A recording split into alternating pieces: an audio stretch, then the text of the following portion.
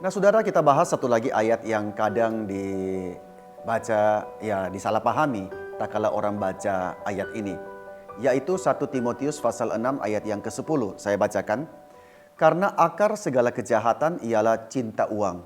Sebab oleh memburu uanglah beberapa orang telah menyimpan dari iman dan menyiksa dirinya dengan berbagai-bagai duka. Kalau kita baca sepintas, kita akan serta-merta mempersalahkan uang, bukan? Sebagai sumber daripada segala kejahatan. Lalu kita dapat kesan bahwa Tuhan itu benci dengan orang kaya. Pokoknya jangan bergaul deh sama yang namanya uang. Nah, benarkah? Coba kita baca baik-baik lagi ya ayat ini. 1 Timotius pasal 6 ayat ke-10. Karena akar segala kejahatan ialah cinta uang. Sebab oleh memburu uanglah beberapa orang telah menyimpang dari iman dan menyiksa dirinya dengan berbagai-bagai duka. Perhatikan, Paulus tidak mencela uang secara umum. Tetapi Paulus sedang memperingatkan kita tentang cinta akan uang. Bedanya besar, saudara. Tidak ada dalam Alkitab yang mengajarkan bahwa memiliki uang itu salah. Atau memiliki uang dalam jumlah besar adalah salah. Menjadi kaya bukanlah dosa. Namun Alkitab memang memperingatkan kita tentang banyaknya tekanan dan godaan yang muncul karena punya banyak uang.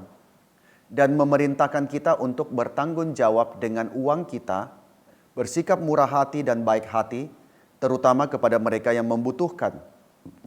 Selain itu, Yesus mengajarkan dalam salah satu perumpamaannya bahwa harta atau uang tidak boleh menguasai kita atau menjadi tuan atas kita, sehingga lantas kita ditelan olehnya dan kita memilih lebih melayani uang daripada Allah.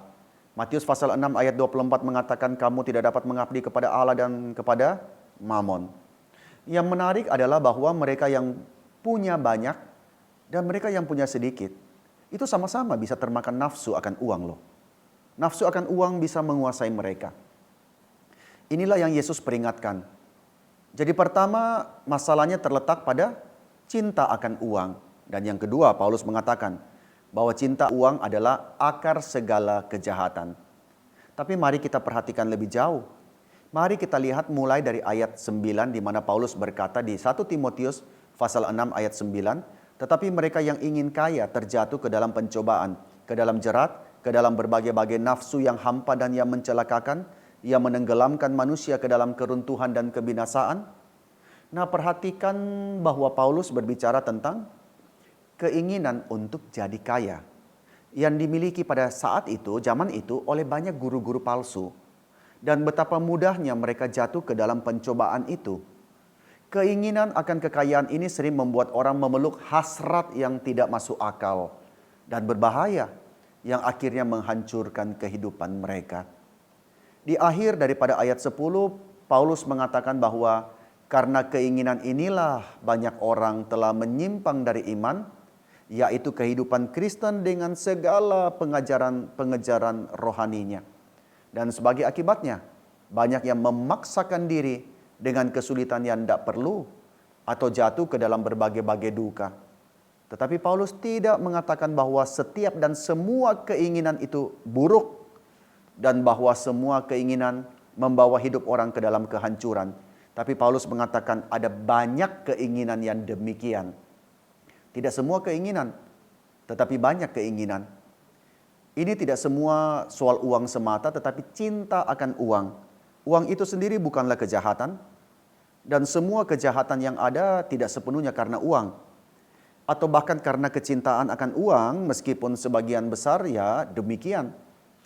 Banyak yang berpendapat bahwa sumber utama kejahatan manusia itu adalah kesombongan manusia karena mereka mau menjadi Tuhan atas diri mereka sendiri.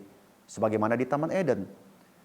Kecenderungan batin ini muncul sebagai akibat dari ketidaktaatan kepada Allah dan mereka menyerah pada pencobaan ketika berada di Taman Eden, di mana Hawa dicobai untuk menjadi seperti Allah.